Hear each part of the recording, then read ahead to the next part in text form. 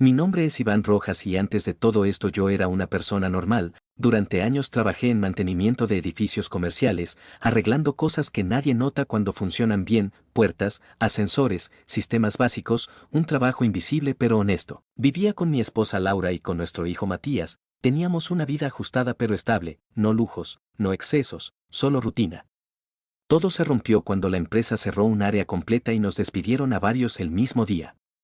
No hubo escándalo, no hubo drama, solo una indemnización mínima y un te llamamos que nunca llegó. Los primeros meses hice lo que cualquiera haría, buscar trabajo formal, entrevistas, hojas de vida, llamadas, promesas vagas. El dinero empezó a acabarse más rápido.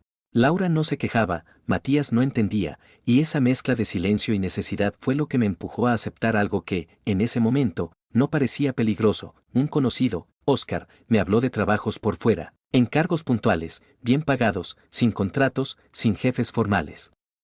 Me aseguró que no era nada ilegal, solo cosas que nadie quería hacer porque daban pereza o urgencia.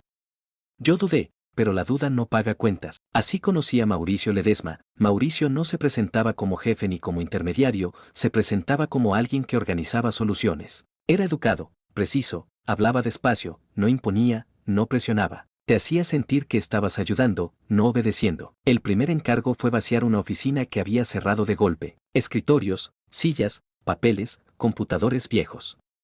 Nada extraño. Me pagó al terminar, en efectivo, sin discutir el precio. Me dijo que si salía algo más, me llamaba, no lo pensé demasiado. Pasaron semanas hasta que volvió a llamar. Esta vez era un departamento. Me explicó que el inquilino había terminado el contrato de mala forma y que el propietario necesitaba el lugar limpio rápido para volver a alquilarlo. Fui con otro hombre que conocí ese mismo día, Sergio, padre separado, con la misma cara de cansancio que yo veía en el espejo. El departamento estaba completamente amueblado. Ropa en los cajones, platos sucios, documentos sobre la mesa, fotos familiares. Comenté que parecía que alguien se hubiera ido de repente. Mauricio dijo que la gente se va así cuando tiene problemas serios. Trabajamos, embolsamos todo, lo que servía se fue a un lado, lo demás se desechó. Antes de irse, Mauricio revisó cada bolsa con atención y tomó una caja pequeña que no quiso que tocáramos. No pregunté, ese fue el primero de varios. Con el tiempo, esos trabajos empezaron a repetirse. Siempre lugares donde alguien había vivido. Nunca había denuncias visibles, nunca aparecía nadie reclamando. Yo no veía personas, solo rastros. Me decía que no era asunto mío juzgar decisiones ajenas. Mauricio pagaba bien y a tiempo. Eso calmaba cualquier incomodidad. Un día me llamó para algo distinto. No era limpiar un lugar, era ayudar a mover unas cosas desde una bodega. Cuando llegué, estaban él y otro hombre que no conocía. No había muebles normales, solo bolsas negras grandes, selladas, muy pesadas. Pregunté qué eran. Mauricio me miró fijo y dijo que no debía abrirlas, que mientras no lo hicieran no había problema alguno. Dijo que eran restos de una remodelación. Yo sabía que mentía, pero también sabía que no quería saber la verdad. Cargamos las bolsas entre los tres. Eran más de las que esperaba. Raúl insistía en acomodarlas con cuidado, como si el contenido pudiera dañarse. Me pagaron más de lo habitual. Me fui a casa con una sensación rara, como si hubiera cruzado una línea invisible sin darme cuenta. A partir de ese día, los encargos cambiaron. Ya no eran solo limpiezas completas, eran pedidos específicos: destruir discos duros, llevar celulares a ciertos lugares, deshacerse de documentos sin revisarlos. Mauricio era claro en las instrucciones y siempre repetía lo mismo: mientras no preguntes, no hay problema. Una tarde pregunté por Sergio. No lo había vuelto a ver. Mauricio dijo que había conseguido algo. Sonrió al decirlo. No me gustó esa sonrisa. Semanas después vi su nombre en una nota pequeña en internet: persona desaparecida. Última vez visto saliendo de un trabajo informal. No había muchos detalles. Cerré la página y no volví a buscar. Ahí empezó algo que ya no pude detener. Yo seguía diciéndome que no estaba haciendo nada malo, que no tocaba nada directamente ilegal. Pero cada encargo nuevo era un poco más oscuro que el anterior. Cada bolsa, cada objeto eliminado, y aún así, seguía aceptando llamadas, porque todavía no entendía en qué estaba metido, porque todavía creía que era solo trabajo. Después de lo de Sergio intenté convencerme de que era una coincidencia, una de esas que solo parecen importantes porque uno está cansado o paranoico, pero la verdad es que su desaparición se me quedó pegada como una astilla. No dolía todo el tiempo, pero bastaba un pensamiento mal puesto para sentirla de nuevo. Mauricio siguió llamando, yo seguí yendo. Seguí porque necesitaba el dinero, porque ya estaba adentro y porque cada vez era más fácil decir que no sabía nada. Los trabajos se volvieron más específicos. Ya no era limpiar lugares completos, era borrar rastros concretos. Mauricio era claro y metódico, me decía exactamente qué hacer y exactamente qué no hacer. Nunca improvisaba, empecé a notar que no trabajaba solo. Además de Raúl, un compañero de Mauricio, apareció Héctor, mayor. Ellos no limpiaban, no cargaban cosas pequeñas, solo aparecían cuando había bolsas grandes o entregas urgentes. Un día Mauricio me pidió que fuera solo a limpiar un departamento, me dijo que necesitaba, que fuera rápido y discreto.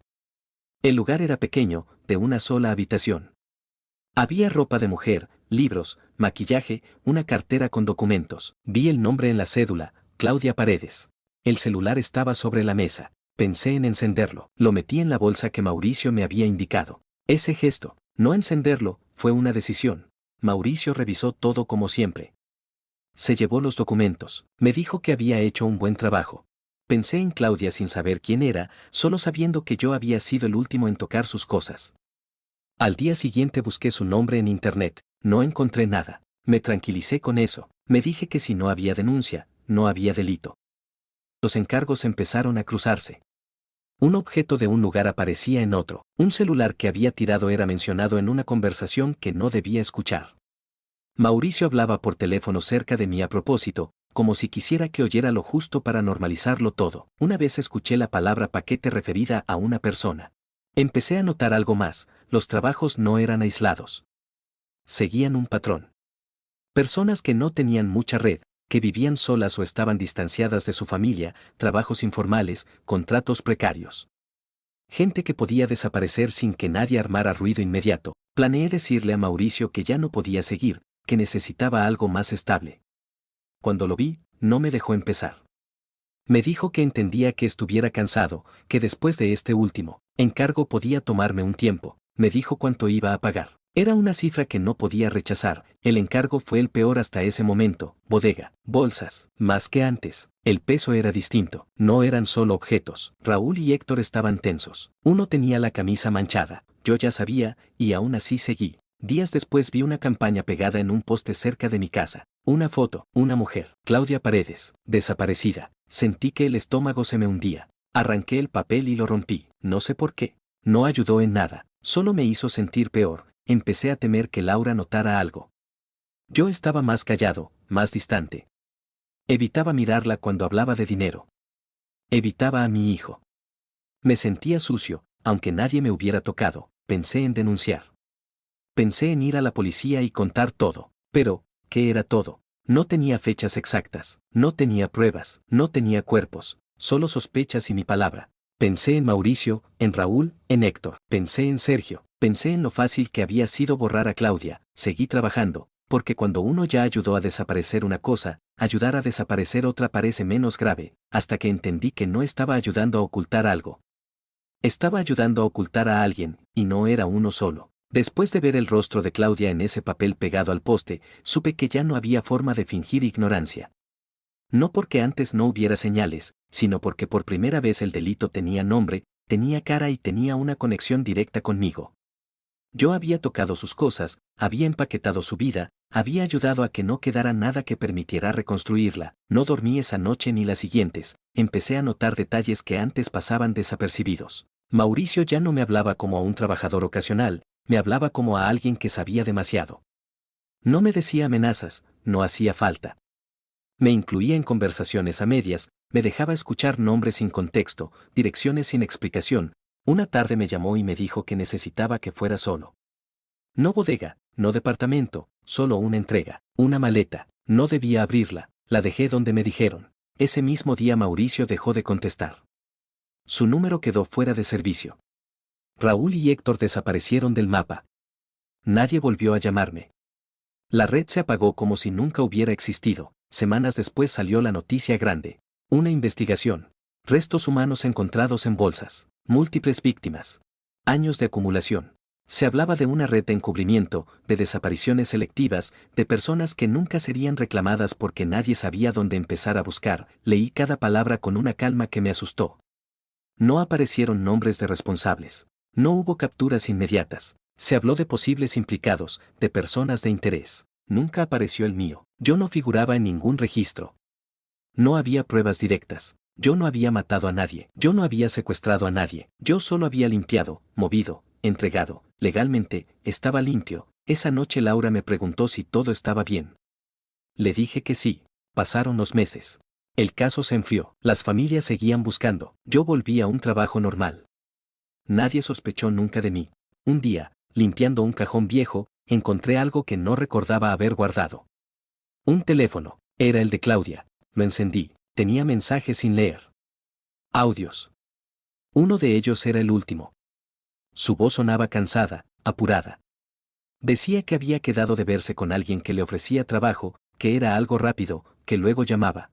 Apagué el teléfono y lo destruí esa misma noche. Lo hice porque entendí algo que me dejó vacío. La red no necesitaba que yo fuera malo. Solo necesitaba que fuera útil, que fuera silencioso, que fuera reemplazable. Yo ayudé a desaparecer cuerpos sin saberlo al principio. Después lo supe, y aún así seguí. Hoy nadie me busca.